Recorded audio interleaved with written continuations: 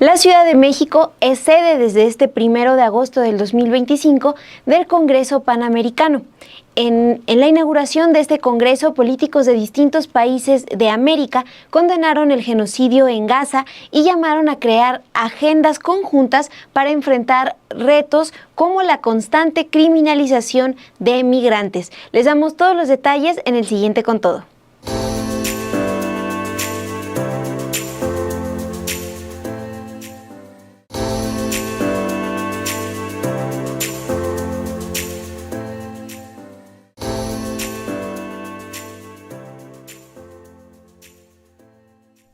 Pues este 1 de agosto inició el segundo Congreso Panamericano. Ahí funcionarias y funcionarios de México, de Honduras, de Barbados, de Estados Unidos y Colombia se pronunciaron a favor de la libertad de Palestina. También llamaron a fortalecer las alianzas entre países de América Latina. Esto ante la derechización en el mundo y el avance de políticas y posturas antiderechos como las que impulsa Donald Trump en contra de la población migrante. Esto dijo por la mañana Mauricio Jaramillo Jacir. Él es viceministro de Asuntos Multilaterales de Colombia y lo planteó esta condena al genocidio de Gaza desde la antigua casona de Xicoténcatl en el centro de la Ciudad de México. Vamos a escucharlo.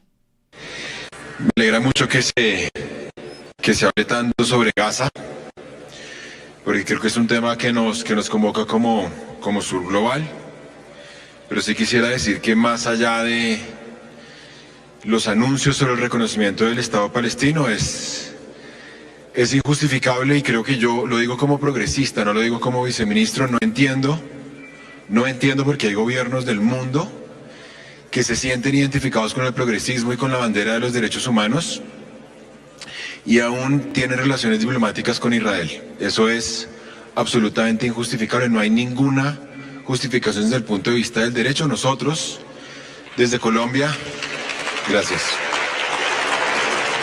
fuimos de los primeros en hablar de genocidio, y no entendemos no solamente por qué siguen teniendo relaciones diplomáticas con Israel, sino por qué se habla de masacre, por qué se sigue hablando de conflicto, por qué se sigue hablando de guerra. Esta mañana se dijo acá, Palestina no tiene ejército. Hoy decir que porque se reconoce el Estado de Palestina se hace lo correcto es muy poco. La gente espera mucho más de nosotros, e insisto, no creo que sea una labor en exclusiva del progresismo, porque no hay causa palestina, es la defensa del derecho internacional. Lo dijo Francesca Albanese estando en Bogotá.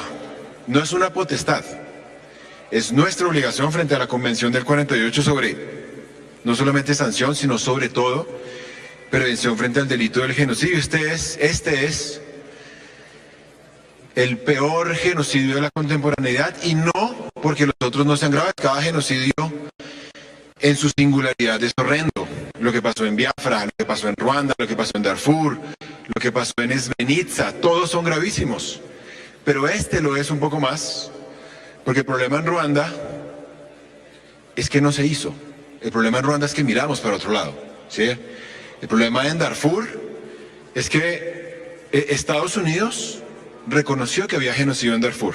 Lo hizo de manera formal. El problema es que no actuó. El problema de este es que no solamente no se hace, sino que por primera vez en la historia el establecimiento internacional lo está apoyando. Lo están apoyando los medios de comunicación, lo están apoyando los países más poderosos y aquellos que se han arrojado el derecho de hablarnos a nosotros, el Sur Global, de derechos humanos. Entonces, simplemente quisiera decir con que creo que la gente espera mucho más de nosotros que simples condenas, que simples indignaciones o el insuficiente pero necesario reconocimiento del Estado palestino. Bueno, y hay que recordar que en los últimos días los gobiernos de Reino Unido, Francia, Canadá y Malta anunciaron que tienen previsto reconocer al Estado de Palestina en la Asamblea General de las Naciones Unidas programada para septiembre. Hoy en este Congreso Panamericano, Jaramillo Jacir, como les decíamos, es viceministro de Asuntos Multilaterales de Colombia, recordó que la Convención para la Prevención y la Sanción del Delito de Genocidio obliga desde la década de los 50 a los países que forman parte de la Asamblea de la Organización de las Naciones Unidas a sancionar y castigar el genocidio. ¿Qué entendemos como genocidio? ¿Cómo lo describe esta convención? Bueno, se define como los actos cometidos con la intención de destruir total o parcialmente a un grupo nacional, étnico, racial o religioso. Por eso se habla de un genocidio en Gaza. Antes de la intervención de Jaramillo Jacir, el senador morenista Gerardo Fernández Noroña alertó que en el mundo se observa un ascenso del fascismo impresionante y que muestra una de sus caras con el genocidio de Palestina, donde miles de personas han sido asesinadas por los ataques de Israel y también mueren de hambre por el bloqueo al apoyo internacional. Vamos a escuchar qué dijo esta mañana el senador Gerardo Fernández Noroña. La otra cara brutal del fascismo que estamos viviendo en este momento y que yo invito a romper el silencio es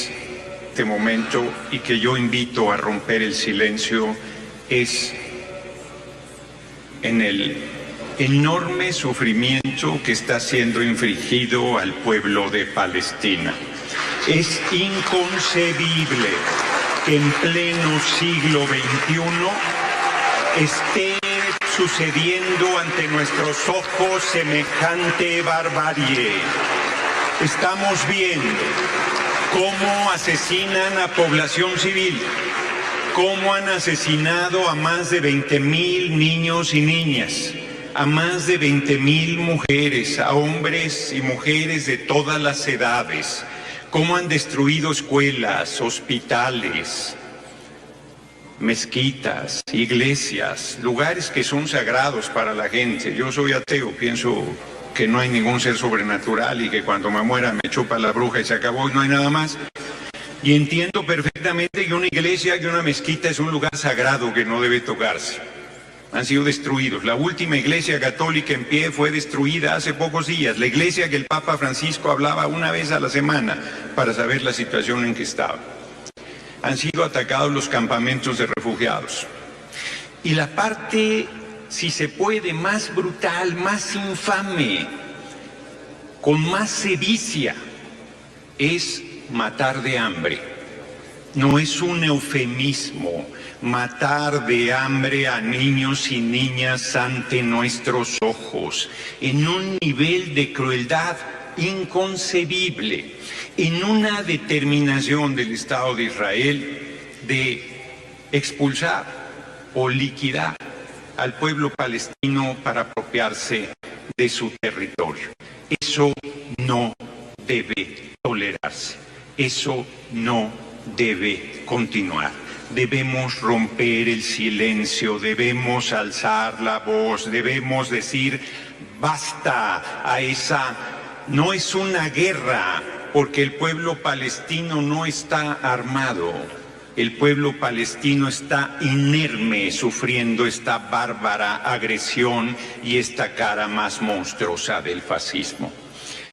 Bueno, y Noroña, el presidente de la Cámara de Senadores, también puso como ejemplo del fascismo que avanza en el mundo la persecución de personas migrantes en Estados Unidos solo por su color de piel o por su nacionalidad. Dijo, se trata de personas que no solo son encarceladas, sino enviadas a una cárcel que está prohibida desde después de la Segunda Guerra Mundial, como es el Alcatraz Alligator.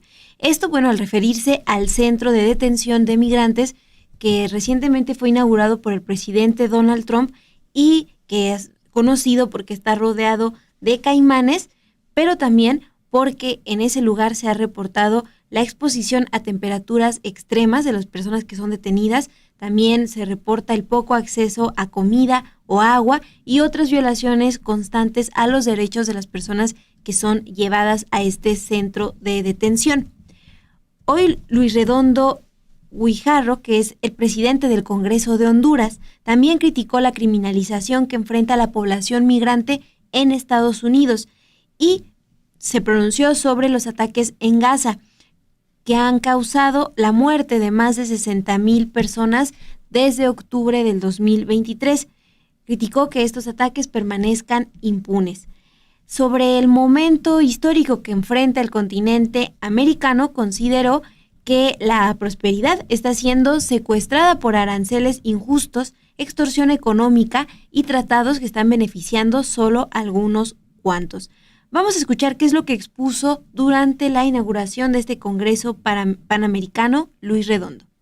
Hacemos un llamado respetuoso para que este Congreso Panamericano sea, además de un espacio de diálogo, un punto de inflexión. Que la Declaración de la Ciudad de México no sea solo una síntesis de intenciones, sino una hoja de ruta legislativa con compromisos concretos que llevemos de regreso a nuestros países. La integración panamericana no debe ser una consigna romántica, sino una real estrategia política. Porque solos, cada uno de nuestros países, podemos resistir, sí, pero juntos podemos avanzar. Es hora de poner en marcha mecanismos de cooperación parlamentaria permanentes, de impulsar iniciativas legislativas conjuntas y de construir puentes donde otros insisten en levantar muros. Compañeras y compañeros, en un mundo marcado por la creciente fragmentación geopolítica y la transición hacia un orden multipolar, donde la guerra de Ucrania persiste, donde Gaza es bombardeada impunemente y la migración se criminaliza al punto de encerrar a humanos en cárceles rodeadas de caimanes como si fueran campos de concentración a plena luz del día frente a nuestros ojos. Se vuelve urgente repensar nuestra agenda hemisférica desde la dignidad y desde los derechos humanos. La democracia está siendo erosionada por la manipulación digital y los intereses transnacionales. La igualdad se convierte en una deuda pendiente en medio de un sistema global que normaliza la exclusión. La prosperidad es secuestrada por aranceles injustos, extorsión económica y tratados que benefician solo a unos cuantos, mientras la sustentabilidad queda relegada ante el extractivismo voraz que ignora la emergencia climática. La soberanía de nuestras naciones es constantemente desafiada por presiones externas disfrazadas de cooperación y la solidaridad es más necesaria que nunca. Se ve sustituida por muros, xenofobia y el olvido, y muchas veces la indiferencia. Por eso este Congreso Panamericano no es un evento más, es una responsabilidad histórica construir desde nuestros parlamentos una agenda común que defienda la vida, la justicia, el bien común de nuestros pueblos. Este Congreso no termina este 3 de agosto, en unos días. En cada parlamento donde regresemos con ideas que aquí compartimos, comienza en cada ley que propongamos, en cada alianza que tejamos y en cada decisión que tomemos con la mirada puesta en el bien común y no en los intereses de turno, el bien común para toda América. Y en este Congreso Panamericano también se pronunció Delia Catalina Ramírez, congresista de la Cámara de Representantes de Estados Unidos. Ella habló de la importancia de trabajar en conjunto con distintos países para defender a las personas migrantes sin importar las fronteras. Vamos a escuchar lo que dijo sobre el papel del Congreso Panamericano. Yo veo líderes dispuestos a elegir las relaciones por encima de la conquista, la cooperación por encima de la competencia y la diplomacia por encima de la dominación. Dispuestos a reconstruir comunidades prósperas en nuestro país y en el extranjero con el compromiso de ambientes limpios, de vivienda asequible, de educación pública de calidad, de defender al inmigrante sin importar las fronteras, pero seamos fuentes de esperanza, seamos lazos de hermandad y que seamos el organismo que trae la libertad a todo el mundo, y eso dice Libre Palestina también. Muchas gracias. Bueno, y en el mismo sentido, Colin Jordán, que es diputado del Congreso y ministro de Trabajo, Seguridad Social y Tercer Sector de Barbados, consideró que ante las constantes amenazas a la democracia en América, es importante la unión de distintos países. También habló de que desde que Barbados obtuvo su independencia, pues tienen como lema que son amigos de todos, satélites de nadie. Es importante el mensaje que da hoy Colin Jordán, diputado del Congreso de Barbados. Vamos a escucharlo. Reconocemos al Estado de Palestina porque entendemos que que nosotros también batallamos y están batallando por doquier por la autodeterminación. Vivimos en un momento en el que la democracia está bajo amenaza. Vivimos en un momento en donde la predecibilidad en la esfera geopolítica y global es algo que podíamos buscar. Reconocemos que todo está cambiando. La crisis climática lo exacerba. El rápido cambio en la tecnología tiene un impacto sobre ello. Como hemisferio, debemos luchar, debemos resistir y trabajar juntos, usar nuestros recursos intelectuales y combinar nuestros recursos físicos y a nuestra gente, nuestros recursos humanos, para poder asegurar que nuestros pueblos, los pueblos de las Américas, puedan vivir vidas dignas, centradas en los seres humanos, vidas que estén enmarcadas en la comprensión de que si no hay justicia, no hay verdadero desarrollo, a menos que haya justicia social. Así que mi mensaje para todos ustedes, al reunirnos como hemisferio, es: tenemos un futuro incierto, pero debemos mantener nuestra solidaridad. Y Alicia Bárcena, secretaria del Medio Ambiente de México, también asistió a esta inauguración del Congreso Panamericano y ella alertó que hay una derechización que está pasando en el mundo. La funcionaria insistió en que el Congreso Panamericano, donde se reunirán más de 60 políticos de 12 países, tiene la intención de construir una agenda conjunta que responda a desafíos como el cambio climático, la desigualdad, la pobreza y ese tema de la migración que preocupa no solo a México, sino, como escuchamos en las distintas intervenciones, pues a los países de América Latina. Bueno, este último concepto que dice la Secretaría de Medio Ambiente, derechización, esta semana nos traías también el nuevo partido que quiere hacer Verástegui. ¿Tú lo verías como pues una parte de contrapeso a la CEPAC, por ejemplo, la que se va a celebrar en noviembre de los de la derecha, a esto que se juntaron pues políticos de América Latina, pero abiertamente de izquierda? Sí, Duli, mira, pues así como la CEPAC está convocando a